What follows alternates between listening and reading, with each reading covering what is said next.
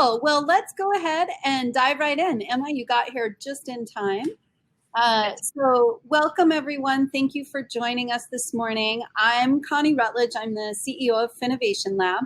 And for those of you who aren't familiar with FinLab, we offer a co-working space and a variety of programming related to social entrepreneurship and impact-driven businesses. So our two flagship programs are the Finovation Fellowship, and we've just launched Impact SKU, which we've done a preview program this summer, which is one of the pivots that we may end up talking about here today. And I encourage you to check us out at finlab.com. And my two other panelists here today are members of the Finovation Lab community. And because so much has changed in 2020 and continues to change, I think we're still in the middle of figuring it out. I asked Tane and Emma if they would sort of share their experiences. They have very different companies, which is representative of kind of how we like to operate at FinLab. And before we really launch into questions, Tane, why don't you introduce yourself, your company, Danger Boat Productions, and what you do? Sure. Hi, everybody. I'm Tane Danger. I am the co-founder of Danger Boat Productions.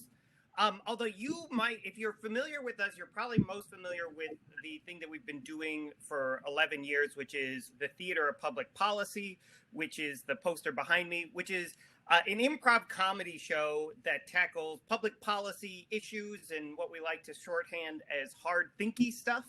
And so since 2011, we have been doing live theater performances that really try to bring to life through conversation and theater any number of issues that you can imagine. Danger Boat Productions is sort of our parent organization that both is the parent of the Theater of Public Policy, but then a whole batch of other stuff that we do. Like we partner with museums to create tours, and we work with different nonprofits to write and do video projects and a whole variety of things. So for today's purposes, I wanted to sort of be here on behalf of Danger Boat Productions because a lot of our pivot has been thinking about, okay, we've been 80% a live theater organization. That's probably not going to be what we're going to be for a little while. So what are we going to lean into? What are the other things that we do that we can sort of build up now? And so I'll stop there and turn it back. We'll get more details later. Yeah. Thank you, Tane. Emma, will you give us an intro to Brio Marketing, please, and yourself? Of course. Yes, I am Emma Tuftin. I am co-founder of Brio Marketing, and we're a marketing firm that serves nonprofits and social enterprises. We started 2 years ago. We're coming up on our 2-year anniversary, which is very exciting. And we believe in relationship marketing. We're going to talk a lot about that today, is that, you know, the thing that matters the most is connecting with people, which has become really challenging in a time of COVID. And we'll go into more detail in that regard, but a huge part of our pivot has been in shifting our services and expanding our team. We have seen insane growth over the last 6 months, which is not necessarily what everybody has seen, but I hope to share some inspiration from our journey to help others want to keep pushing forward because there are a lot of opportunities in challenging times. So I'm really happy to be here. Thank you. Great. Thank you, Emma. And Emma's exactly right. Our goal here today was just to be able to share some insights and experiences. You know, as I said earlier, like this has been a dramatic shift for everyone. The shift continues. And our hope is that we can just spark some new ideas for you or, you know, even provide a little guidance on how you might think about your own business and what you can do in the remaining time of COVID, which is, who knows, perhaps infinite. So it's the new normal. So with that, I think one of the things that ties our businesses together is that we're all about relationships and you know, connecting with people, and that is a little difficult to do when we've moved everything online, and like that sense of sort of intimacy that you can get when you're in person with people is challenging to achieve in an online environment.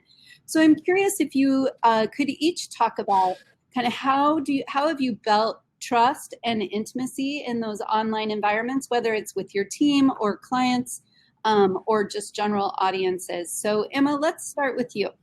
Sure. So one of the most important things is leveraging the digital technology that we have. I know that everybody is kind of joking about being sick of video calls, but it really does provide the opportunity to have FaceTime. So we've been doing a lot of that with our clients, and also trying to over communicate what's happening behind the scenes. When you don't have that chance to talk in person, it's really important to be clear about what's happening. And the other thing that we've done for our clients is we've removed kind of that extra barrier of having to meet in person and just getting to talk by doing free consultations, which is it just made it way easier for people to want to reach out. So thinking about what those barriers can be and then, conquering them. It's so easy. But for our team, it has been also really, really challenging. We have our first full-time employee is in New York, actually.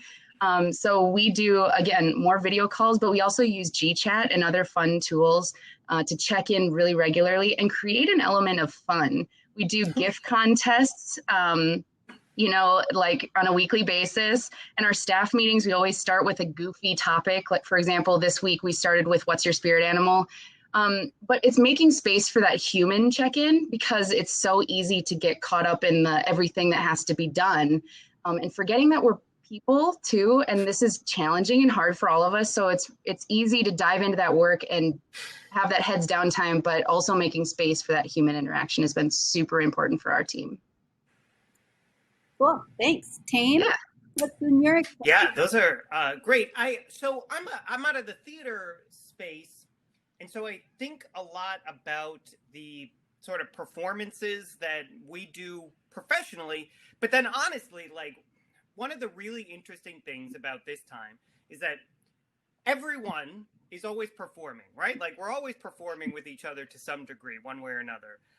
And you are somewhat different when you're at work than when you're at home, when you're presenting to people, when you're talking to a client for the first time. In my space, like if you're convening people, you're somebody different.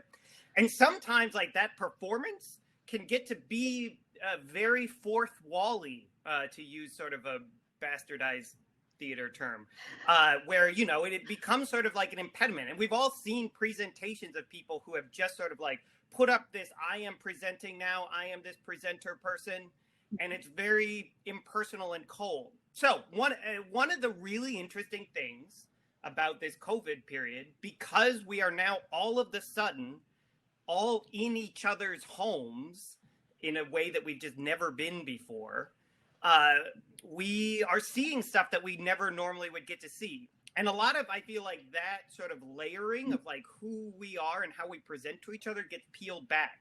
And so we've all now been probably on a conference video where somebody's cat starts walking across this keyboard, or their kid like runs into the room and does something. And on the first blush, that feels like, oh my God, like the world is falling apart. This is terrible. But in reality, what could like be more intimacy making than actually getting to see what is happening in somebody's like real life, not just sort of the thing that they are presenting to you, but like the chaos or the beauty of the things that are happening around them. So in terms of like how we've tried to lean into that, when we started doing our shows online and doing them like this, we didn't try to pretend like it was going to be the exact same thing. We leaned into the fact that like, oh, this is strange and different, and just show that to our audiences. So like before every show, we tweet out photos of like our setups, like that each of the cast members has where they're going to be presenting. And it's usually, cast member standing in front of a computer stacked on 40 books that looks like it's just about to fall over. Or, in the middle of a show, as I said, like somebody's like pet tortoise like walks into the thing and like, okay, well, that's fine. We're going to like say yes and to that because we're improvisers and build on that. And so there's a lot of pieces of this world that do feel more distant or less intimate because we're in video boxes with each other. And yet, what I've been really trying to say to people and what we've been trying to lean into is there is this wonderful opportunity to just be authentic and be yourself, and to not be, if you were afraid of that before, like, I guess just stop being afraid of it. And we don't really have a choice anymore because like we're here now. This is the reality. And so just lean into the fact that that is different. And the last thing I'll say on this is that we have found that audiences, whether that's like actual theater audiences or clients or partners, are incredibly generous about this. And actually they get it, right? Everybody is in the same boat right now. And so that also creates a tie. So just sort of allowing the realness of what is happening to shine through and even to put a spotlight on that from time to time, I think has hopefully helped build up a sense of intimacy. Yeah. I would say, oh, I'm sorry, Emma, go ahead. I was just going to say, just tying into that, because I think one of the pitfalls is being a perfectionist, and it's hard to let the authenticity come through when you are used to being polished. And I just really appreciate what you just said, Tane, because that is so true. The authenticity is one of the greatest opportunities of right now. And that makes me think of how, at the very early stages anyway, how many women I were on video calls with that weren't wearing makeup. Yeah. And it was, yay. But, one of the things that I've struggled with, and like this has gotten easier over time, but I think that there's still some challenges, like as some of our education programs where we're presenting content, you're speaking into this void. And like when you've got the Zoom up and you've got your slides going and people are in the chat, you can't see faces and you're just kind of like staring at the green dot and thinking, okay, I'm just going to talk. And for me, that's been a challenge. You can see I use my hands when I talk. I also like to pace when I'm presenting. And so that's been a challenge to be like stationary for me. And, I think it's getting easier, but I would echo the concept of like, be real about when you're getting flustered or if something isn't working quite right, take a pause, talk to the people that are in the room. And there's no substitute really for body language when you're explaining or instructing. I think that's hard, but I'm working on that. Like, I feel like that's something that's still in evolution for us as we put a lot of our educational stuff online, is creating that camaraderie that happens when you're in the room together and you're figuring out new stuff. And so we'll see. Let's do this again in 6 months once the fellowship gets rolling. I'll let you know. Yeah, and I'll throw a monkey wrench into this in that. So I totally agree. I normally rely a lot on body language, even as I am here. As a theater person, I think a lot about what my face is doing. But in this context, and this is for everybody, like our faces are just so right there for everybody. And everybody else can just be like watching your face intently. And I had an experience where I was like leading something and somebody else was speaking for some period of time. And so I just sort of went into like default face.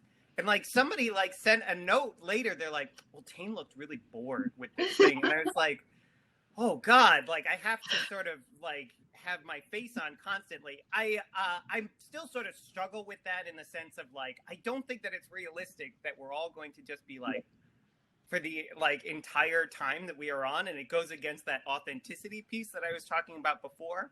But just to sort of note the real weird or challenge of the fact that we're all just staring at each other's faces in a way that we weren't probably 6-8 months ago. So, there is a big difference. And do you think that as people have moved things online and maybe they try to do things in a similar way, are there typical approaches that you think aren't working? Like that you've been either in sessions or you've tried stuff where you're just replicating what you would do if you were in person and it's just not really working in the virtual environment? Yes. Honestly, the things that come to mind the fastest are, in all sincerity, things that I think didn't work in the old world either. And so, I never thought that it was a good idea for someone to give a PowerPoint presentation that was 90 minutes long, where it was just them talking and reading slides to someone. Yes. And that was bad before, and now it is death. If people do it, I was just today looking for a presentation about something that I'm going to be doing later, and I found like, oh, somebody had done one of these during COVID, and it literally was a 50-minute PowerPoint presentation that the person just like read. And I was like, you've got to be kidding me. Like, who do they think is sort of just going to sit and listen to like them read slides for 50 minutes? And to back this up beyond my own, just like maybe you might say, oh, Tane is just impatient. There's been a lot of research already on this that suggests that people kind of their attention spans start to drift. People's attention starts to drift after literally about 4 to 5 minutes online, right? And so that doesn't mean that all of your presentations are 4 to 5 minutes, but it does mean, and one of the things I've been coaching folks on is you need to think about what is happening every 4 to 5 minutes and potentially changing it up. And whether that's changing up what the conversation piece is, who is speaking, making it interactive somehow. But if your thought is, well, I'm just going to sit and talk for 45 minutes, that is almost certainly not going to work unless you are paying people or they are prisoners. I don't know, one or the other. Well, that's a lot like marketing in that you have to think about your audience. You can't just do, and especially now where you have this, you're already kind of separated because of digital technology. You're already not in the same room. So there's like an extra level of needing to consider what the audience wants to hear, what they need to hear. And for myself, I catch myself it being an agenda. Never mind. I'm not going to say it. I was going to say Nazi, but that's horrible. I'm not an agenda Nazi. One of my pitfalls is that I stick to my agenda and I will run through it so fast. And like, I completely miss the opportunity to kind of check in on people and let other people speak. That's one of the things of creating space digitally seems harder than in person, of creating space to allow others to chime in and have their voices be heard, especially when you're trying to crank through an agenda. So I can see that being another thing that's also really challenging that can make or break a video call. I think that's true, but I would also say like, it makes me a little crazy when you've got 10, 12 people on a call and you're doing the round robin of like, what's new, everybody? You know, I mean, I appreciate your agenda focus, Emma. I was going to say, so we work with FinLab and she's hearing all sorts of fun things about me now.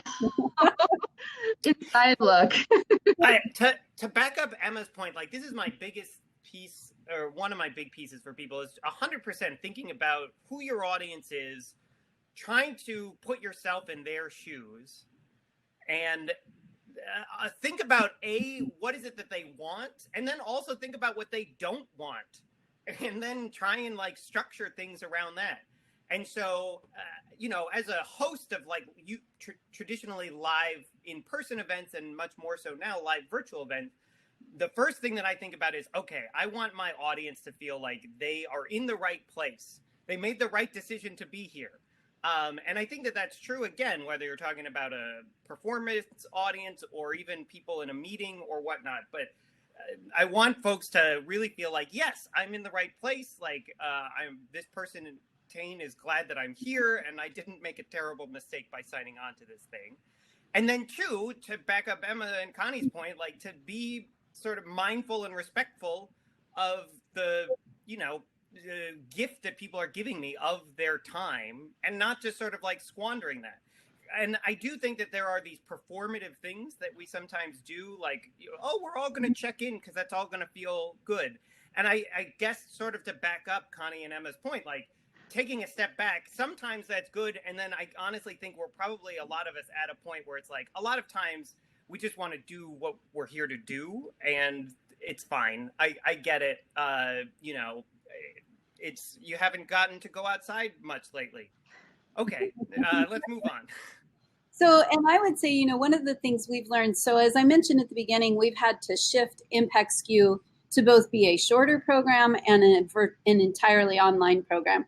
So something that we were planning to take 12 weeks, we trimmed down to 6 weeks, and then we did Tuesday afternoons is what it's been. And, those sessions, as looking back on that now, we were faced with kind of an impossible task of taking a huge amount of content, deciding what is most important, paring that down, and then putting it into a 4-hour afternoon. And one big mistake we made was not building in enough breaks, and trying to kind of shove everything together. And, as we're planning ahead for the fellowship and the curriculum component there, we've limited ourselves to 2 hours online at any given time. So it's going to be broken into more bite-sized pieces. There'll be more offline work, and then having everybody work together in smaller groups. And we found that with some of the seat spot work that we did too in the 2-day launch camp. That typically is a really intense in-person experience for over 2 days. It's like not up a notch when it's all online, right? It's like moving like this, and you're trying to get these concepts across. But one thing that did work better was breaking people into small groups and letting them work with each other and talk through those concepts. So, 2-3 people in a breakout room, 3 or 4 maybe. And, so for anyone delivering content, I would just encourage you to don't go longer than 2 hours. Don't take more time than you need to, and give people an opportunity to sort of reflect with each other, and not in necessarily a big environment. Can I throw in one piece here, which was a huge learning point for me?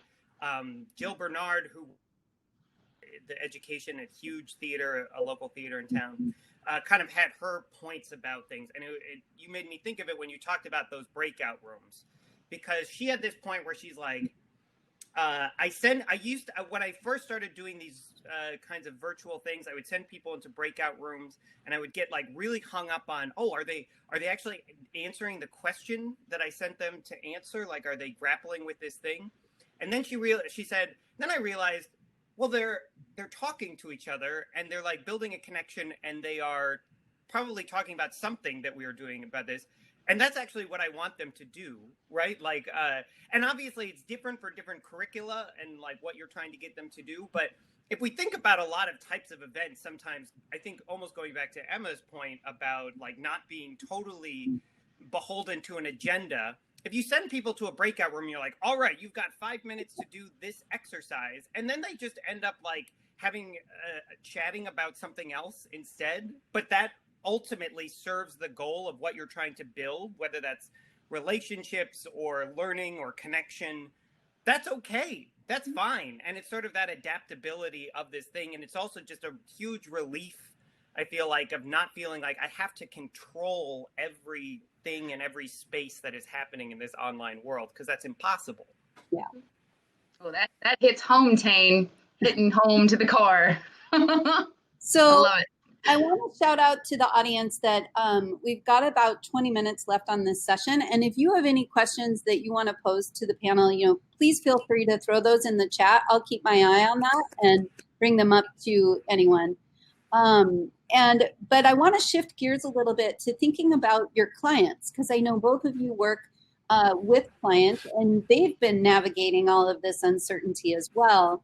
And do you have, kind of any experiences or guidance that you'd offer that you've learned from working with your clients, and what anxieties they've had about the COVID situation? Well, the main thing for us was that price became a huge barrier for almost everyone across the board, because the fear was real. It's still real. Let's just be real. It's still real. And nobody knows what the future holds. And so the idea of spending money on marketing seemed like a luxury, and we had to kind of reconfigure what we were offering in order to make that accessible for people. And so what our core belief is to put people first over profit, and that it's paying off now in ways that were uncomfortable at first. We're like, oh, well, we're just going to have to deal with it. But it opened up a lot of doors, and it allowed us to then help other clients feel the same way of taking a risk and feeling okay with not knowing what's going to happen, but still trying. Because if you wait for things to go back to normal, you're going to miss out in a lot of different ways. So a couple of examples of trying to overcome that hesitation. We have worked with Peach Mindfulness, which is it's a meditation app using AI technology. And when she reached out to us, we were like, oh my God, this is the best time, best time. Everyone needs meditation in their lives. We need to get it out there.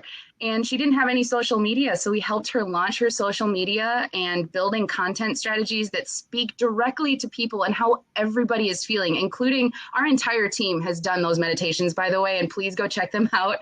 She has some free versions that you can try for yourself. But kind of looking at that and how you can apply what you're offering as a solution for people because of COVID. So that's one way. Another client is the Duluth Superior Symphony Orchestra, which they were our first client when we first left our jobs to start Brio. And they're performing arts venues. So Tane, this is like very real for you as well. And maybe a good segue for you to kind of talk about what you've been doing, but they're shifting digital. Their audience went from being just the Duluth Superior area to the entire country in a matter of months, because now they're putting their music online for everyone to enjoy. So, and at Tane, maybe you can talk a little bit about how those digital events have been a challenge, but also a great opportunity too. Yeah, I'll talk about the challenge part to begin with, because it's, I mean, I don't want to sugarcoat this. And when we were planning this thing, there's like a very real thing that I'm guessing a lot of people in this session probably experienced, which was there was a period in mid-March to the end of March where almost literally every single piece of business that my company had disappeared. Like in the course of about a week and a half, you know, we had $20,000 to $40,000 worth of business just like shut down. Yeah. And so, you know, that's not like staring at a cliff. That's just like being thrown off a cliff and just then having to figure out like, okay, what do I do now that I am falling precipitously? So that was real. And I'll say that the second struggle of that was, you know, because we very quickly pivoted into doing all of our stuff online. So doing our live theater and our convenings and things like hosting conferences and whatnot, doing those kinds of services online. And the good news is that like we were able to pivot and figure out how to do that really well for ourselves and like how to do that. The really hard part that I'll just, again, be honest about has been convincing the broader client base, the people who normally would hire us to do something at their conference, at their community event, for their, you know, town hall or whatever it is, to still do it. And I have just run into, for the last like several months, almost like complete paralysis with a lot of folks. And I think that there's been a lot of thought that, oh, well, you know, they keep saying maybe the COVID will be over. Somebody keeps saying maybe COVID will be over in a month or two. And so we'll just wait.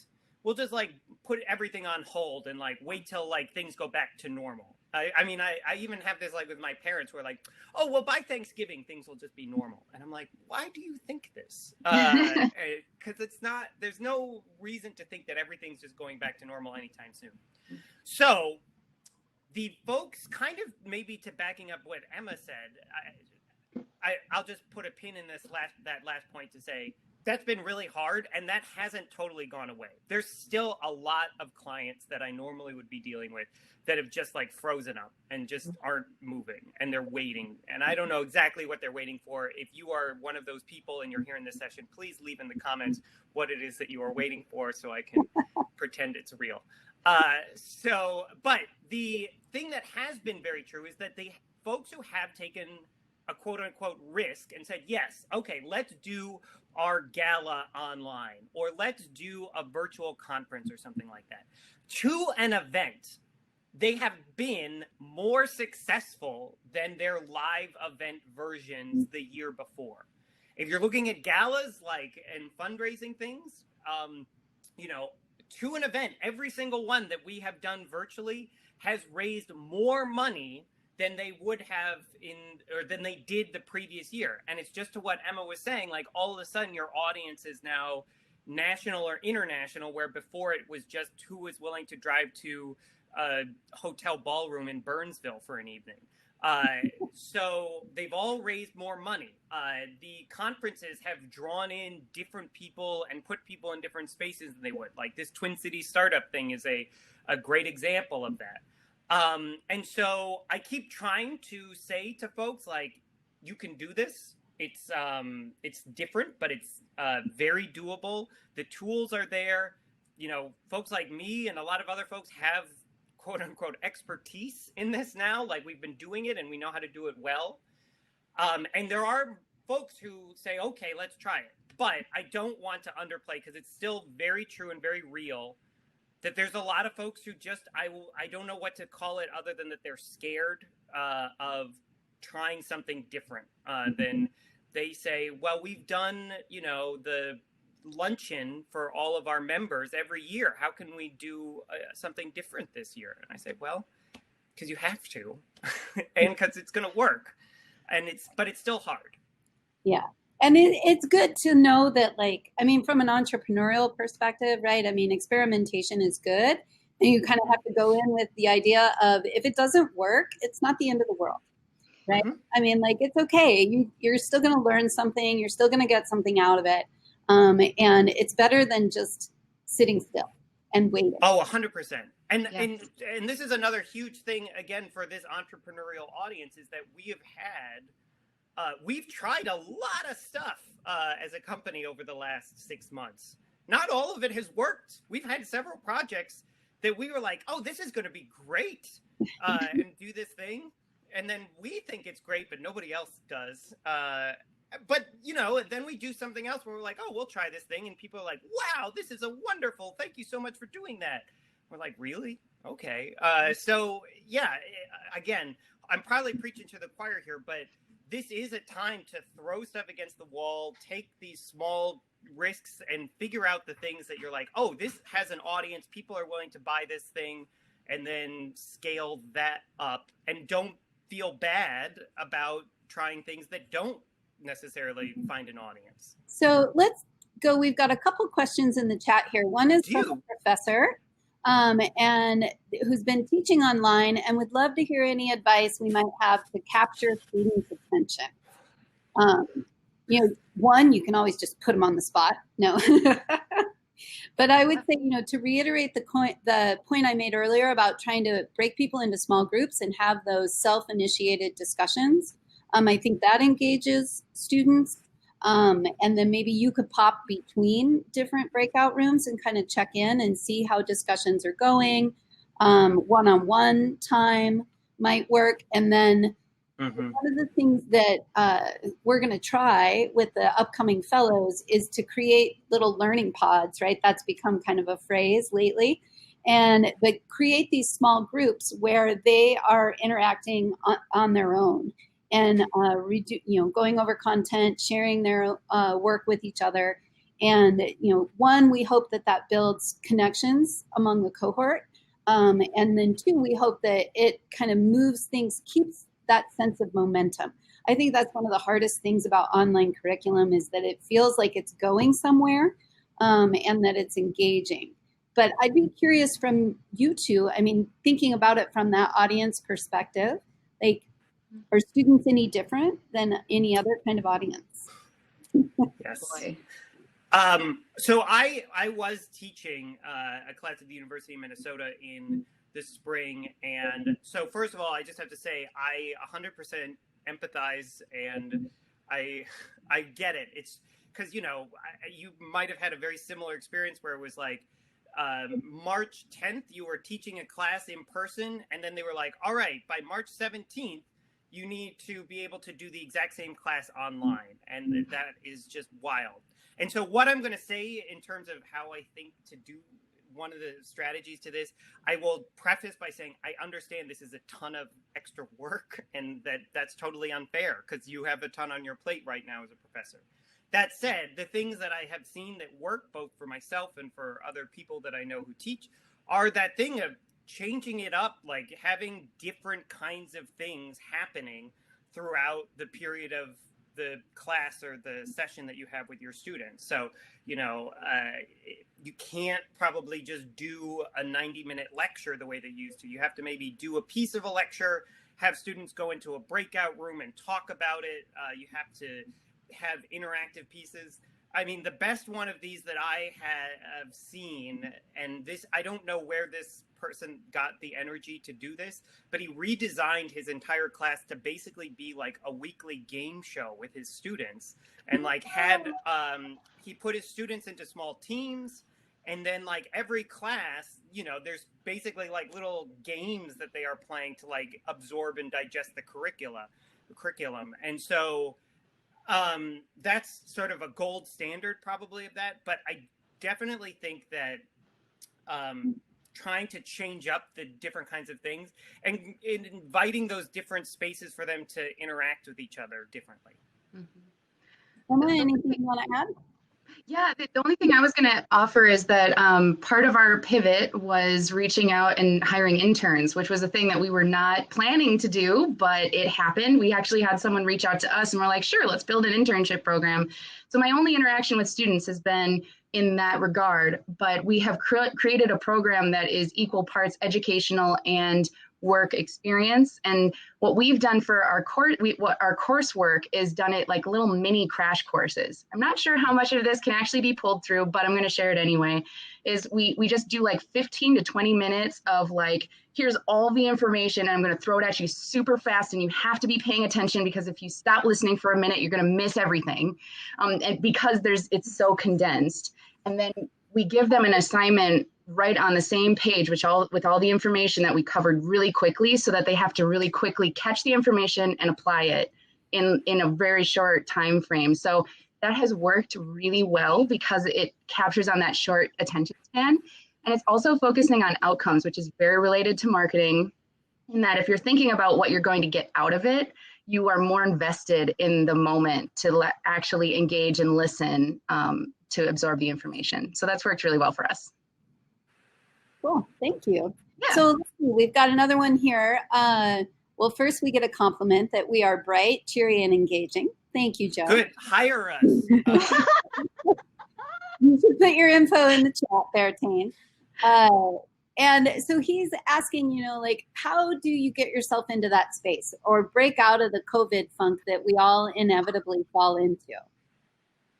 Oh my gosh, that's so real. I'm a naturally very smiley, as you can probably tell. I smile a lot, and I'm a very happy, positive person normally.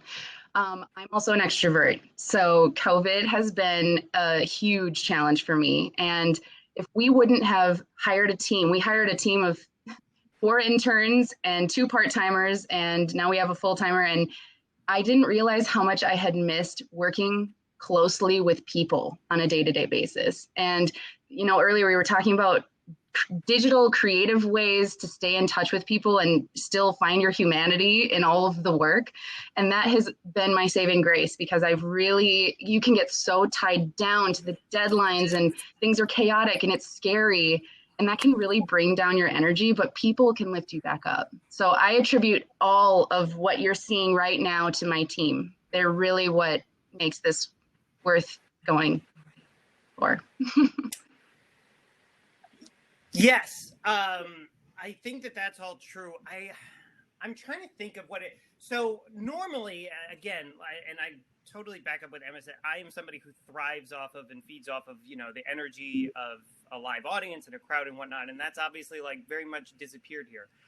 And I don't know how to do this right now other than to fake it, to just in some ways, like until you are just sort of like in that habit of just having that amount of energy. So again, somebody that I know used the thing, if you're ever feeling like really tired or just out of it, spend a minute just pretending you are a puppy and you are just excited about everything.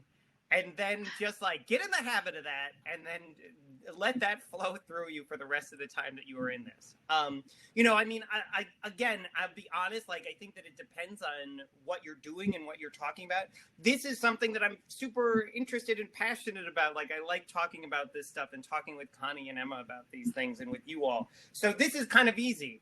If, we were doing like an entire session on like Excel, like pivot tables, as opposed to pivoting during the COVID, I would have a harder time being this bubbly, probably. So I think that there is an element of it, of kind of, just embodying it, as long as to sort of get there. And then doing the things that allow you to recharge in other places so that you can be on when you need to be.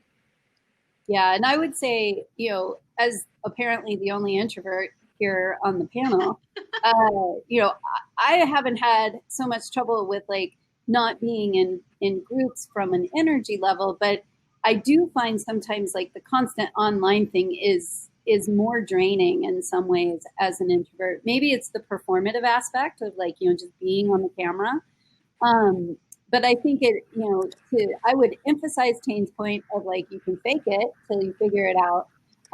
But to be kind to yourself, right? I mean, like, this is literally something that no one's ever gone through before, and we're all figuring it out as we go along. And it feels like it's so easy to just work all the time because we're working from home so much. And I would just encourage everyone to make sure that you build that in. It's hard enough for entrepreneurs to take a break. And to your identity and your lifestyle, everything becomes infused with your business. My dad was an entrepreneur. I've grown up with entrepreneurship happening in my house, and I've worked around entrepreneurs all my life. And the only advice I can give you there is build in downtime. It is important, and make it part of your schedule. Make it a priority, whatever works for you. But you have to take a break. And I think that's even more important now when we are all online. Maybe we're stuck with our family members all the time. Like, what can you do to get yourself what you need? And can I just throw in one thing with that? Because one of the pieces I teach in my class is that you need to build in downtime. And if you can, if this is appealing to you, build in downtime doing something creative that is totally different than, what maybe your creative thing is for work. So, if you're an entrepreneur or whatnot, and maybe doing a tech startup, draw, sing, like play a musical instrument. And because it does all those good things that Connie was talking about in terms of the downtime, but then there's also really good research that it basically lights up parts of your brain that are then going to be useful when you go back to work later. And again, there's a lot of research on this, but actually, like, practicing some creativity in your downtime is not sort of just a release. It's not sort of giving up or like quitting. It's actually doing something really good and valuable for you and for your brain. Yeah, I echo that as well. And I mean, as someone who I work a lot with words and thinking and all of that, like, nothing is more relaxing than doing something with my hands and, making sure that I have a tangible project that I can take on and see that effect. It's a great outlet. I echo that. So here we are, we have 2 minutes left. So I can either ask you like a really hard question to answer in 2 minutes, or if you have any parting advice, I'll give you the option. I'll give you the question, which is, so we've had a lot of stuff go online, workshops, seminars, everything. It's all free. So any ideas how to make money in this kind of environment? Mm-hmm. That is one blanket advice. Well, I will just echo kind of what I've said before, is that it's a scary time, and it's hard to get paid what is worth the value of what you're offering. The only advice and the saving grace for us, the thing that has gotten us to where we are, we've seen incredible growth in the last 6 months, is prioritizing relationships over profit. It is something that is opening up doors and creating a lot of opportunity for us because we are prioritizing people. And it also helps us help our clients figure out who they are. So that's one of the things, if I can leave parting advice, is that this is a fantastic time to look inward, not only for yourself, but also for your business, that the foundations that you build right now are going to carry you in the future. Of whatever happens in the future, you have to know who you are if you're going to reach different audiences and build your business the right way. And that's your relationship with yourself. So if we're talking about relationships, you have to take care of yourself, as Connie and Tane were saying, before you start getting yourself out there. So now is a fantastic time to build that foundation and your brand and your identity, your website, all those fantastic internal marketing tools. And if you have any interest in getting that off the ground, we would love to hear from you. So that is my parting advice. I'll say, basically backing up something I said earlier, which is it's a time to try lots of different things and to be like lean into experimenting, doing things that you probably didn't think that you would ever do. If you can, doing them on a small scale to see if they work or not. And then using this as a time, as we said, to grow an audience or grow a client base and like reach out to people that you never thought you would work with or grow. I'm not going to pretend like this is just a surefire thing, but it is absolutely the best use I have found of our time right now is to try different experimental things. Those inevitably sort of attract different kinds of people to us who then hopefully find the other things that we also do and are interested in it, and we can kind of build from there. And so experimenting, throwing stuff against the wall, and then really trying to pay attention to what sticks and what you can build up from there. Great. All right. Well, we're at time. Thank you so much, everyone who has joined us today. And a special thanks to Emma and Tane. This has been a lot of fun and great to hear your advice. And Tane is doing the slow exit. All right. Thank you, Connie. Thank you, Emma. Thank you. It's been great. Take care. Thanks, everybody. Bye.